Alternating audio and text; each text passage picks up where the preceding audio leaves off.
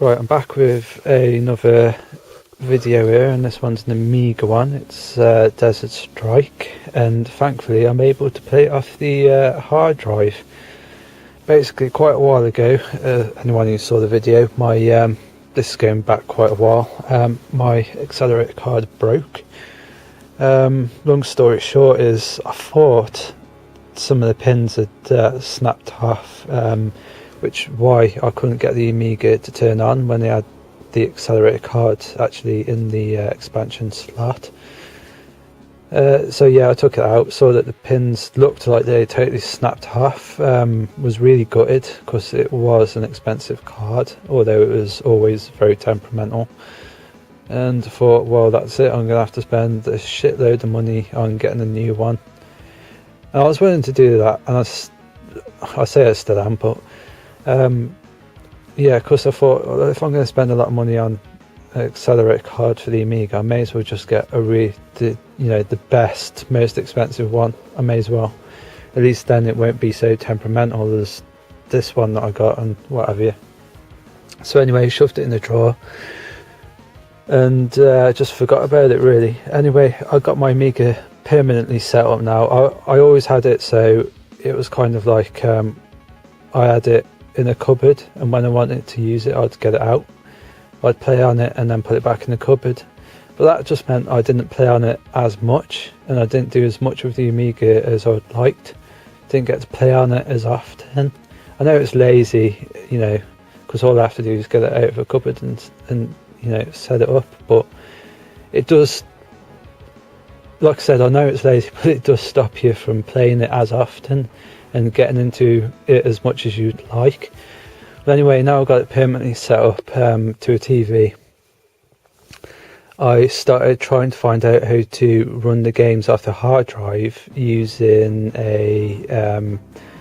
by typing something into the shell, which is basically the Amiga version of DOS. So all you have to do is type a command line in, and you should be able to get the WHD load to work. It's kind of like a workaround without having to use an accelerator card. But anyway, I couldn't get it to work. I think it's because I'm using Workbench 3.5, and from what I can remember in the manuals for Workbench 3.5 and 3.9, it says you need an accelerator card with extra RAM to run the Workbench, to run those versions of Workbench. They still boot up even though you haven't got extra RAM or anything attached to your Amiga. I think what it is as soon as you start clicking on stuff within the Workbench, the chip RAM just absolutely disappears, and then you get to a point where if you click on something, it just won't load up because there's just not enough RAM to run the program. So if you're trying to if you go into preferences and you click on you click on something in preferences, it just won't load up. Preferences will load up, but what you're clicking on within preferences won't load up because there's just not enough chip RAM left there to run it. You really need an accelerator card to do all the stuff you want to do within Workbench 3.5 and 3.9. I can't remember much about 3.1 because as soon as I got my 1200 I started modding the hell out of it and running 3.5 and 3.9 Workbench. So I can't remember. You don't need extra RAM to run 3.1, but I don't know how much chip RAM you have available within that Workbench. But I only have like about just over a megabyte of chip RAM in Workbench 3.5 when I load it up. And like I said, as soon as you start clicking on stuff, that just completely disappears. So anyway, the reason why I couldn't get the games to run with a command line is because you need in one of the manual bits of within the games, obviously you get like a manual thing each time you install a game onto hard drive. It comes with like a little WHD like manual telling you what you need to run it. in terms of RAM and whether you need the A500 kickstart RAM and what have you. And it tells you about the improvements it's made, like any bug fixes to the game and stuff. But anyway, I was reading them and they were saying it needs something like 512k of RAM to get WHD load to start running the game, to start running it. You need another 512k of RAM just to get the kickstart RAM going. And then you needed something like another 256 kilobytes of RAM just for something else. So that's why I couldn't get the command line to work, because I only had just over a megabyte of RAM.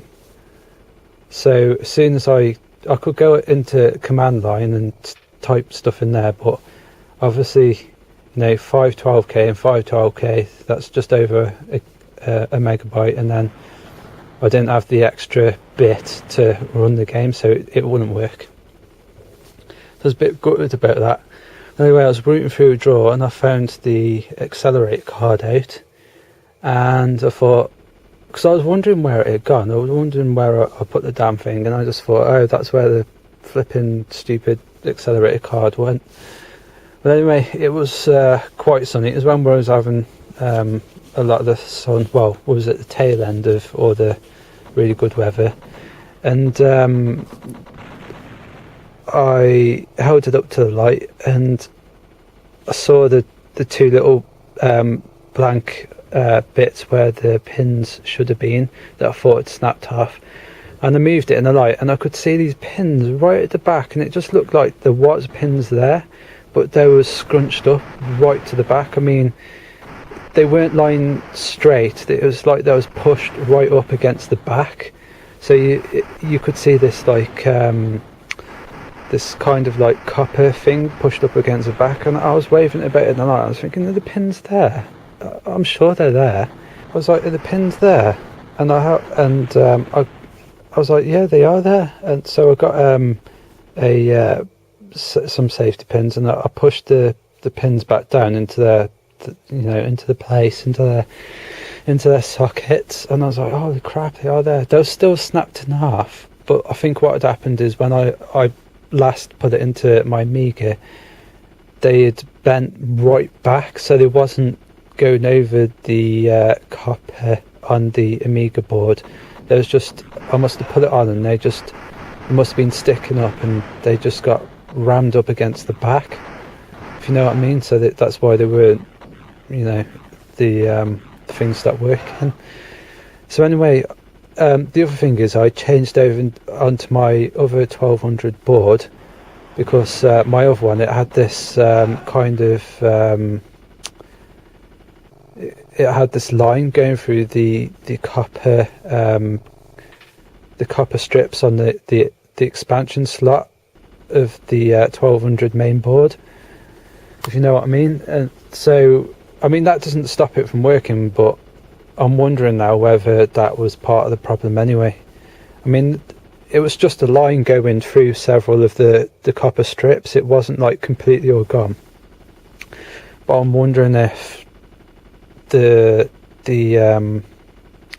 part of the problem was if those pins were snapped off, or if one of them was going over that copper, that line where the copper had gone, if that was not making it contact, and that's why it's so dodgy.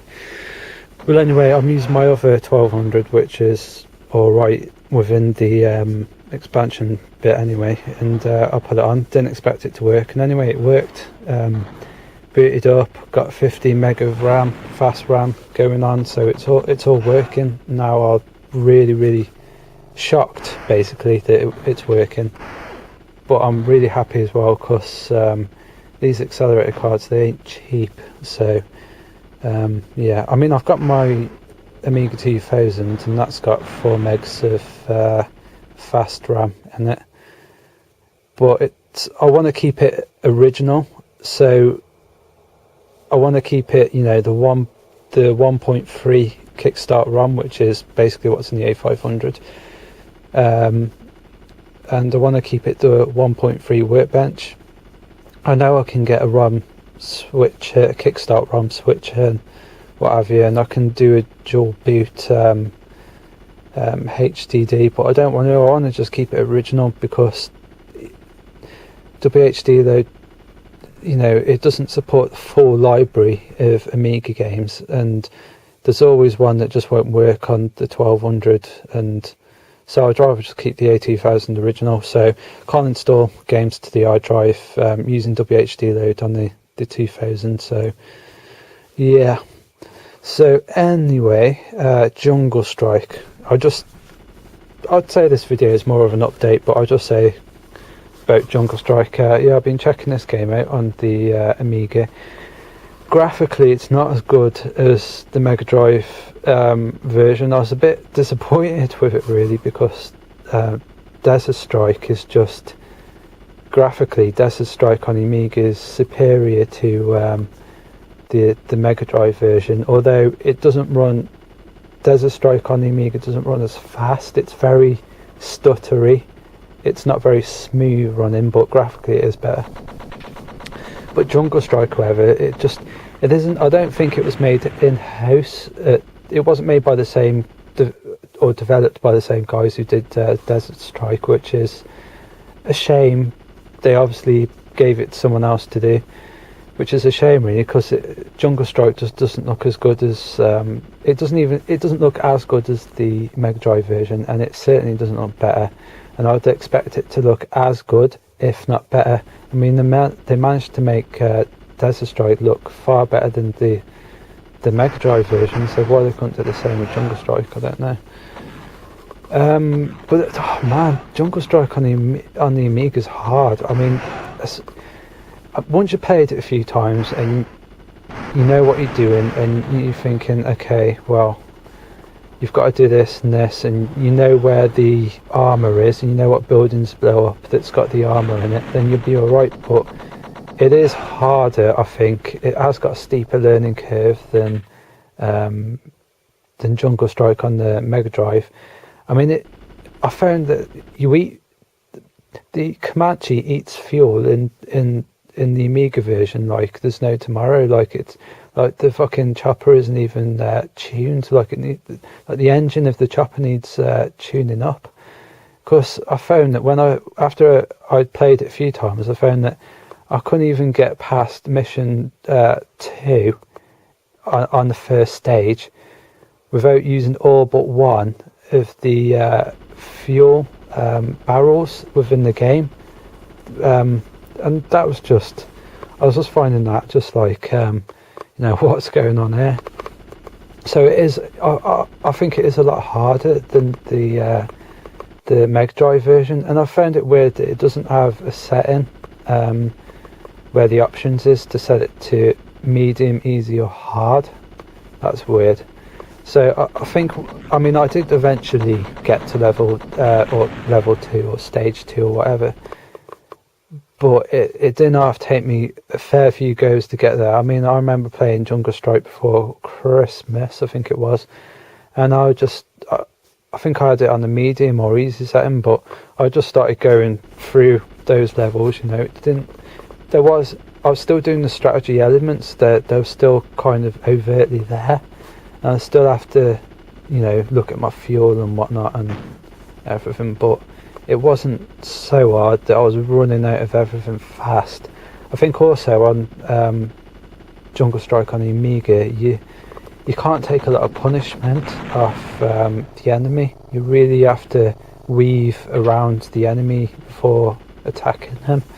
Whereas on the Mega Drive version, you can take a bit of a pounding, but on the Amiga version you can't.